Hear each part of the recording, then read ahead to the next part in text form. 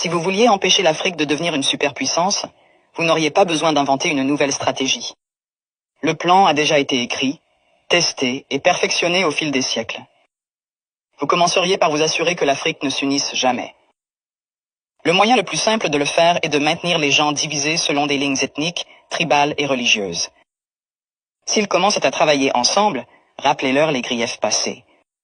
Ravivez les vieilles blessures, financez les mouvements séparatistes, maintenez les différends frontaliers non résolus. Assurez-vous qu'à chaque fois qu'ils font un pas en avant, ils en font deux en arrière parce qu'ils sont trop occupés à se battre entre eux. Vous installeriez des dirigeants qui servent des intérêts étrangers, pas leur peuple. Trouvez les plus corrompus, les plus facilement manipulables, ceux qui désirent la richesse et le statut plus que le progrès. Offrez-leur le pouvoir en échange de leur loyauté. Si un leader émerge qui se soucie réellement de l'Afrique, débarrassez-vous de lui. Assassinez-les si nécessaire. Mais si c'est trop compliqué, déstabilisez simplement leur gouvernement et soutenez un coup d'État. S'ils parlent de nationaliser les ressources, faites-en un exemple. S'ils essaient d'unir l'Afrique, éliminez-les avant que l'idée ne se propage. Vous maintenez l'Afrique économiquement faible en vous assurant qu'elle ne s'industrialise jamais. Laissez-les exporter des matières premières, mais ne les laissez jamais les transformer eux-mêmes. Contrôlez les mines, les champs pétrolifères, les minéraux rares. Gardez-les à vendre à bas prix et à acheter cher. Si un pays essaie de se libérer et de construire ses propres industries, sabotez-le. Imposez des sanctions, déstabilisez sa monnaie. Financez l'opposition locale, faites s'effondrer son économie. Si cela ne fonctionne pas, orchestrez une guerre civile. Les gens ne peuvent pas construire quand ils sont trop occupés à essayer de survivre. Vous vous assureriez que leur système éducatif produit des travailleurs, pas des innovateurs. Enseignez-leur une histoire qui glorifie leurs oppresseurs. Faites-leur croire que leurs cultures sont primitives, que leurs ancêtres étaient des sauvages, que leur avenir dépend de l'approbation étrangère. Entraînez-les à mémoriser, pas à penser de manière critique. Gardez leurs meilleurs et plus brillants à la recherche d'opportunités à l'étranger. Faites-leur rêver de quitter l'Afrique plutôt que de la réparer. Offrez des bourses qui emmènent leurs esprits les plus brillants vers l'Occident et ne les encouragez jamais à revenir. Laissez le continent continuer à former des médecins et des ingénieurs seulement pour qu'ils aillent enrichir d'autres nations. Vous contrôleriez leurs récits.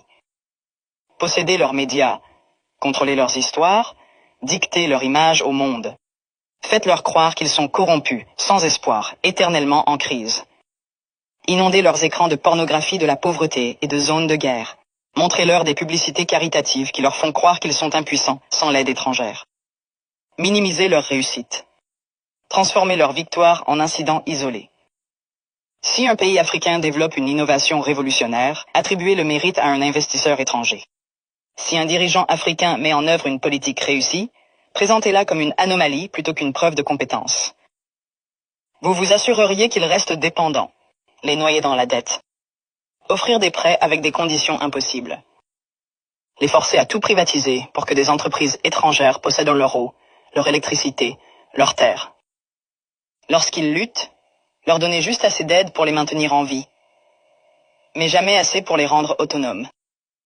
Utiliser des œuvres de charité pour créer une culture de dépendance plutôt que de résilience. Les faire penser que l'intervention étrangère est nécessaire, qu'ils ne peuvent pas résoudre leurs propres problèmes, qu'ils ont toujours besoin d'aide de l'extérieur.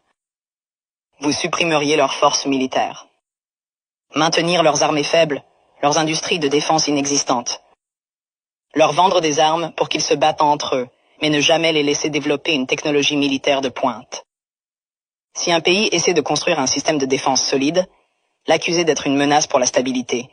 S'assurer qu'ils aient toujours besoin de casques bleus étrangers, de bases militaires étrangères, de conseillers étrangers contrôlant leur sécurité. Les garder vulnérables à l'invasion, aux coups d'État et à l'ingérence étrangère. La formule est simple. Diviser, corrompre, exploiter, désinformer, contrôler. Les maintenir en train de se battre entre eux. Les faire regarder à l'extérieur pour des solutions. Les garder pauvres, dépendants, en insécurité. S'assurer que chaque tentative de se libérer rencontre une résistance si forte que la génération suivante y réfléchisse à 2 fois avant d'essayer à nouveau. Ce n'est pas une théorie, c'est l'histoire. La vraie question n'est pas comment empêcher l'Afrique de devenir une superpuissance. C'est comment l'Afrique peut briser le cycle, malgré tous les efforts pour la maintenir à terre.